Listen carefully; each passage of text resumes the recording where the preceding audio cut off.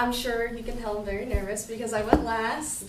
I'm sure you're all feeling very antsy and nervous about your speeches today. A lot of us aren't used to feeling this way on a daily basis, but this is how I feel every day. To clarify what types of anxiety disorders I have depression, agoraphobia, a panic disorder, and just anxiety. Today I'd like to explain to you how my anxiety disorders have affected my education as well as my social life. As a child, I was very happy and outgoing. However, I did display odd behaviors that a lot of other kids didn't. The earliest I can remember of feeling anxious was in kindergarten. I would cling on to my teacher during recess because I had some very weird fear of being kidnapped. And the fear didn't come from any specific traumatic event, and I can never recall why I felt that way. A pattern I've noticed with a lot of my irrational fears is that I can never really get down to the root of where they began or why I have them. My anxiety became more apparent in 6th grade when I transitioned into a new school. I would have panic attacks during class and I would go home early every day. My anxiety would make me feel nauseous, so I assumed that it was a physical illness that was causing me to feel this way. Pepto-Bismol became my best friend because I thought I was physically sick, so the placebo would make me feel better. By high school, I had grasped that I had anxiety.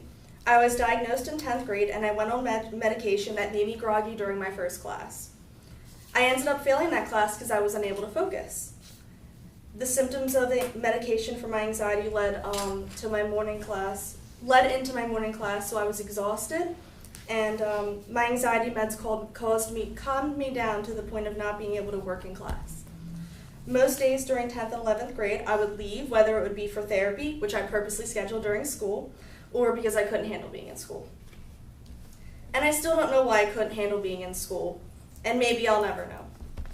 It weighed heavily on my grades and dragged me down as well because I'd struggled to make up the work that I was missing. My GPA in high school was horrible because I didn't even bother to apply to colleges because I knew I wouldn't make it in. And if I had gotten into university, I know I wouldn't have been able to succeed anyways because I couldn't handle the stress.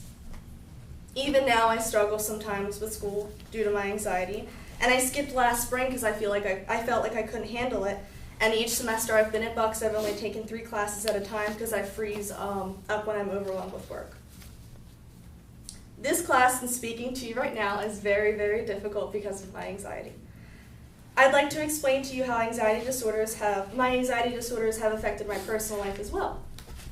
A big problem for me is eye contact. It doesn't bother me in conversation until I personally notice it. And I'm not sure if others notice it in conversation or if it bothers them, but I'm sure a lot of you have noticed it in my speech right now, maybe. Middle school is when my weird phobias began. I spoke earlier about my kidnapping phobia, but I developed an odd phobia of going to my friends' houses, and I still don't know what it was. I'd always invite my friends over to my houses because going to theirs made me uncomfortable for some unknown reason. And I broke out of that phobia once high school began. In high school, my problem was social anxiety. I seemed to convince myself that no one wanted to be my friend, and even if people were incredibly friendly to me, I just assumed that it was out of pity or something, so I never bothered to make friends or to reach out to people.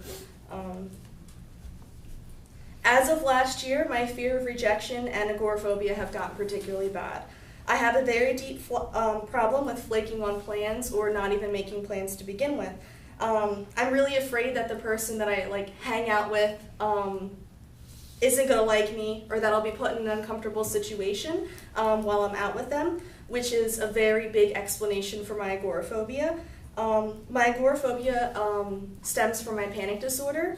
Agoraphobia is often stereotyped as people being crazy and staying in their houses for a ridiculous amount of times, but it's not like that for me. I have agoraphobia because I'm afraid that something will trigger my panic disorder, and then I'll have a panic attack while I'm out, or that I won't be able to control my situation or how I react to it. This makes it incredibly hard for me to make plans, which is hard to maintain a relationship with someone who you can't hang out with. Unless I know what I'm getting myself into, I'll usually flake on plans and I'll get uncomfortable, or I just won't make them to begin with. Fear of someone not liking me, fear of embarrassing myself, my panic disorder, and my agoraphobia have all very deeply affected my social life as well as my education. But it's something I've been getting better and better with as of recently especially. In conclusion, there are fears and anxieties that live within all of us, but while I'd like to say my anxieties aren't what make up my personality, they are. It's something that I have to live with and improve. We all have things in ourselves that we need to accept and improve. Thank you for listening to what I had to say today.